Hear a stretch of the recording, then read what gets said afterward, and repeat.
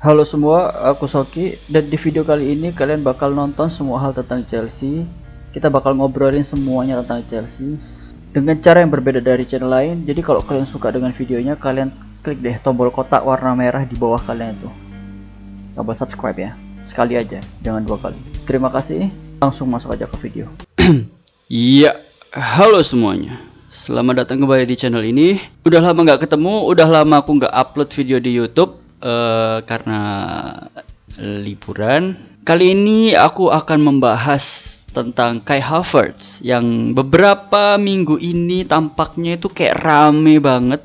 Ada apa sih sama Kai Havertz ini sebenarnya, ada apa? Transfernya sedang seperti apa, dan apakah Chelsea benar-benar perlu Kai Havertz atau enggak? Karena banyak yang bilang kalau sebenarnya kita nggak terlalu perlu Kai Havertz karena kita sudah punya Loftus-Cheek dan Mason Mount gitu. Kita bakal bahas semuanya di video kali ini. Yang pertama, yang sebenarnya terjadi seperti apa? Jadi kalau yang jelasnya banget, kalau katanya Fabrizio Romano itu, dia mengatakan kalau transfer ini tuh sebenarnya cukup pelik karena Chelsea ingin mendatangkan Kai Havertz, namun Bayer Leverkusen nggak mau melepas kalau harganya tidak sesuai. Kabarnya Chelsea masih kurang sekitar 9 juta euro, 9 juta pounds untuk transfer ini gitu. Sedangkan Kai Havertz-nya sendiri itu udah kayak getol banget, pengen banget masuk ke Chelsea secepat mungkin gitu loh. Bahkan ada kabar kalau Kai Havertz udah mengirimkan pesan singkat kepada petinggi Bayer Leverkusen agar jangan terlalu lama lah ngelepasin aku bos gitu. Kayak udah gak tahan banget gitu loh. Bahkan ada juga laporan yang mengatakan kalau Kai Havertz itu lebih ingin ke Chelsea daripada Chelsea yang menginginkan Kai Havertz gitu. Jadi Chelsea-nya tuh santai-santai aja, calm down aja. Kalau nggak dapet ya mungkin nggak apa-apa gitu. Cuma Kai Havertz-nya tuh kayak pengen banget, ngebet banget buat gabung Chelsea gitu. Kemudian untuk pertanyaan berikutnya yang sering ditanyain di akunku itu adalah, apa sih bagusnya Kai Havertz gitu. Kita kan udah nggak perlu banget gitu loh. Yang penting tuh back dulu. Kan udah ada Mason Mount dan Loftus-Cheek gitu loh. Mending itu aja dimanfaatkan gitu loh. Jadi kalau pertanyaannya apa kemampuan Kai Havertz, aku bisa jawab. Nah, menurutku Kai Havertz itu sangat baik. Dia itu sangat baik dalam finishingnya juga bagus, dan kreatornya juga bagus. Dia juga seorang creator juga, seorang playmaker juga dia ini. Jadi nggak cuma bisa finishing tapi juga menciptakan dia tuh. Jadi menurutku kalau ada pemain yang seperti ini dan udah terbukti kalau dia bisa melakukan hal itu, rasanya sangat sayang kalau kita tinggalkan dan atau kita acuhkan kesempatan itu sangat sayang banget menurutku. Nah, kenapa dia bisa dibilang seorang creator? Nah, inilah faktor-faktor yang membuat dia seorang creator. Jadi subbab pertama yang kita bahas tentang Kai Havertz adalah seorang creator. Jadi kita bahas dulu kenapa dia bisa menjadi seorang creator. Yang pertama, caranya dia bermain ya. Caranya dia bermain itu dia sangat sering melakukan layoff. Buat yang nggak tahu layoff itu apa, layoff itu seperti kayak wancu, sering melakukan wancu, kerjasama dengan teammate-nya itu bagus, chemistry-nya antara teammate-nya itu bagus. Dia tuh bisa wancunya tuh tepat terus gitu loh, presisi terus. Jadi antara dia yang menerima atau dia yang memulai layoff-nya itu dia jago banget ini kayak Havertz ini menurutku. Udah aku lihat di review video tentang dia dan aku lihat emang layoff-nya dia itu bagus banget gitu loh. Wancu antar pemainnya tuh bagus banget. Kemudian cut inside, dia tuh juga sering banget melakukan cut inside. Jadi kalau misalnya dia ada di winger, ini jarang banget kita lihat di musim kemarin ya, di pemain Chelsea nggak ada, jarang banget pemain Chelsea yang melakukan cut inside. Selain Pulisic ya pastinya. Jadi cut inside itu ketika dia berada di sisi sayap, dia itu melakukan penetrasi menuju ke gawang lawan gitu, menuju ke kotak penalti. Jadi dia mau masuk gitu loh. Jadi kayak Ruben ya. Itu khas banget Ruben. Jadi dia itu dari kanan masuk ke daerah penalti dan melakukan shoot atau melakukan operan, itulah namanya cut inside, dan dia jago banget melakukan ini. Jadi dia bisa mengkreasikan dari sisi kanan lapangan juga gitu loh. Kemudian through pass. Jadi bola umpan terobosannya dari Kai Havertz ini juga bagus ya. Dia tuh bisa mengkreasikan serangan melalui umpan terobosan ini gitu loh. Kemudian dribblingnya dia juga bagus. Ya, Jadi seorang playmaker yang bisa dribbling dan bisa through pass itu nampaknya sangat bagus banget gitu loh. Jadi sayang sekali kalau kita nggak bisa dapetin gitu. Kemudian passing pendeknya, umpan-umpan pendeknya itu juga bagus juga sih kayak ini.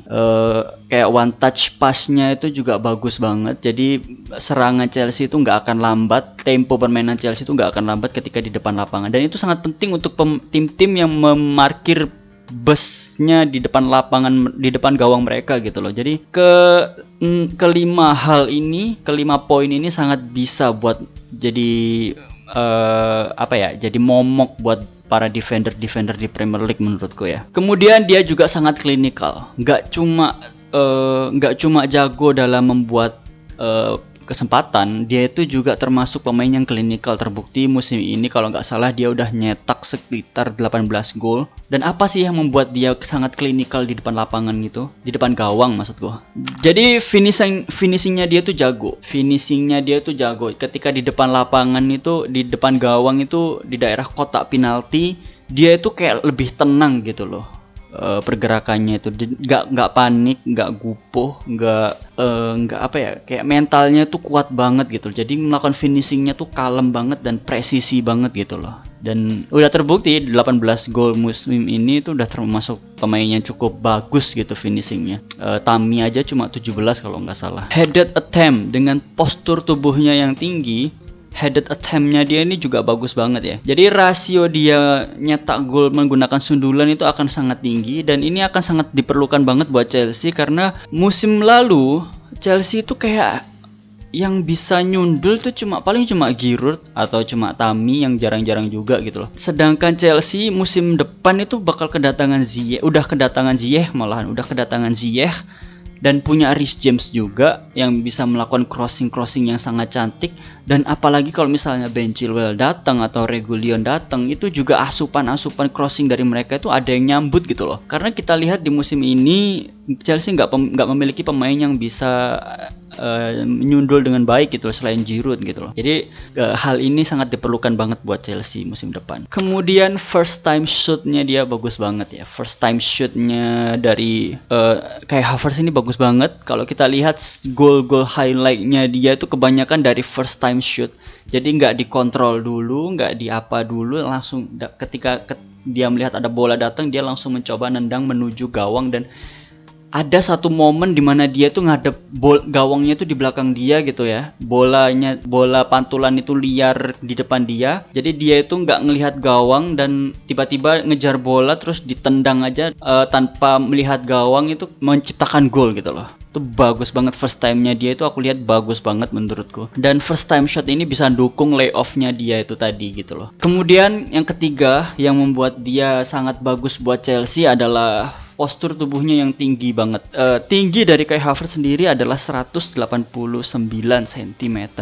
Hampir 190 malah. Untuk pemain yang memiliki finishing sebagus itu, headed attempt sebagus itu, dan memiliki postur sekuat itu, aku rasa dia bakal jadi pemain yang sangat bagus buat Chelsea musim depan. Di samping itu dia juga nggak lemot gitu loh. Fisiknya oke, speednya oke, skillnya oke. Ball kontrolnya oke gitu loh, dribblingnya oke. Kayaknya untuk penyerangan dia tuh bener-bener kayak sempurna gitu loh menurutku ya. Kemudian visionnya dia juga bagus. Vision ini karena dia juga seorang playmaker, jadi nggak heran kalau misalnya visionnya dia bagus. Hal ini bisa mendukung dia saat menjadi seorang kreator ya. Jadi kelima hal di awal tadi yang aku sebutkan akan sangat disokong banget oleh visionnya dia gitu loh. Akan sangat membantu sekali untuk dalam menciptakan kesempatan gitu. Kemudian dia juga versatile. Versatile itu dia bisa diletakkan di posisi manapun gitu loh. Jadi kalau misal nauzubillah ya, Timo Werner cedera, dia bisa dijadikan striker. Kalau misalnya Ziyech cedera, dia bisa diletakkan sebagai sayap kanan.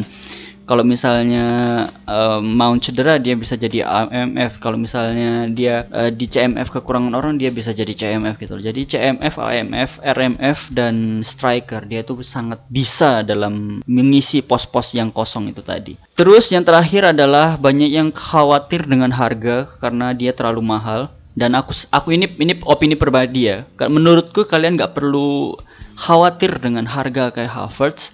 Karena pemain yang sudah sering dibicarakan media sekencang ini pastinya bakal membuat namanya tuh kayak booming banget.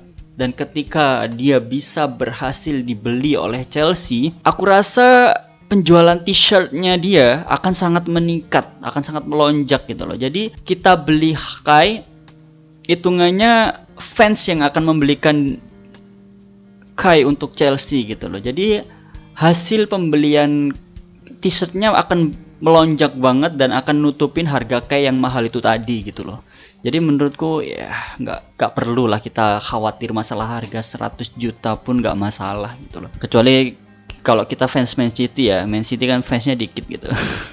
Jadi kalau ditanya aku pribadi sangat excited dengan transfer ini dan aku berharap bisa terlaksana, bisa terjadi. Kalaupun nggak terjadi pun aku juga akan ya nggak apa-apa sih sebenarnya, cuma akan sayang banget gitu kalau misalnya transfer ini nggak jadi gitu ya. Oke, itu tadi video yang aku bisa sampaikan, apa analisisku tentang Kai Havertz. Semoga kalian yang awalnya nggak ngerti jadi ngerti, kalian yang ngerti tolong kasih tahu aku lebih dalam lagi yang menurut kalian aku salah atau apa. Kalian tulis aja di komen di bawah ya. Dan aku juga pengen ngerti nih pendapat kalian pribadi, suka nggak sih sama Kai Havertz gitu, berharap nggak sih sama Kai Havertz gitu. Terima kasih, I'll see you on the next video. Kita ketemu lagi di video berikutnya, kita ngobrol-ngobrol lagi di video berikutnya. Bye bye. Assalamualaikum warahmatullahi wabarakatuh. Bye.